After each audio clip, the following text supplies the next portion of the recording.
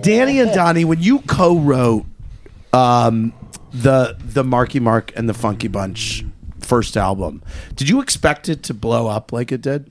I did. Oh my God! Did you ever think about taking that song for yourself? Because it was such a huge hit. No, I didn't, because at the time, we got successful. We became really successful, and we just got so much criticism for being, a boy false. band. We were false. We can't write songs. We can't do anything. And I was really a hip hop fan, as a lot of us were, and I was just wanted to produce songs and make music. And other guys had done it too. Jordan and Danny co-wrote a #1 record for Tommy Page, the late great Tommy Page, and but with Mark's thing, I was really determined to help my brother, stay out of the streets, because his life was going nowhere fast, and he was in good shape, and he'd come out to shows and fans would be like, oh my God, he's cute, and I'd be like, he is cute, I can make this kid famous, right?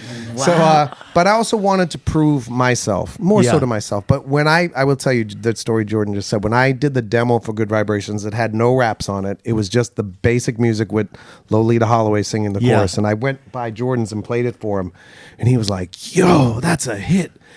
I gotta tell you, I got such a high off that moment. Like, when, again, no matter what we do in our lives, when we get acknowledgement from each other, it really means a lot. We used to call it the knowledge when we were kids. It was like, all right, what'd you do this way? Yeah, I did this. All right. Right. But that acknowledgement really, because I think Jordan's a great songwriter himself, and he doesn't do it that much anymore. But back then, he had the #1 record on the charts that he wrote as well. And I was like, wow, I felt so inspired by his reaction to it. Then my mother had the same reaction and said, that's gonna be a #1 record for Mark.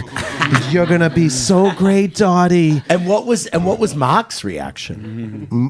Mark didn't know, he was a kid. Mark was like, listen, get in the studio. In fact, with Good Vibrations, the first time he tried to record it, he wasn't prepared. He didn't practice enough, and I sent him home. You did? Yeah, I was like, go home. You're not ready. Come back tomorrow. Wow. And I wrote him hard, because it could have been my record. It's a huge opportunity. It could have been my song. It could have been a New Kids Kids song. Yeah, I could have rapped, and we could have done whatever we want. But I was also spent investing like $500,000 into his career. Wow. And it was like, don't waste my time. Don't waste my money. Go home. Practice, come back. And I drove him hard. And did you make a lot of money off that song? Well, someone I don't do this a lot, Andy, but I was walking outside just now, and there was some college kids on the street corner, and they're like, oh, New Kids, and I was behind the guys. And then when I passed the college kids, they were like, hey, Marky Mark. And one of our crew guys was like, that's funny, he called you Marky Mark. I said, yep, and every time you hear that song, guess who gets paid? That's not right. Marky Mark. Yeah, right. Yeah, it was very good for me, and I'm That's very great. grateful and very humble. Any by it chance all. you think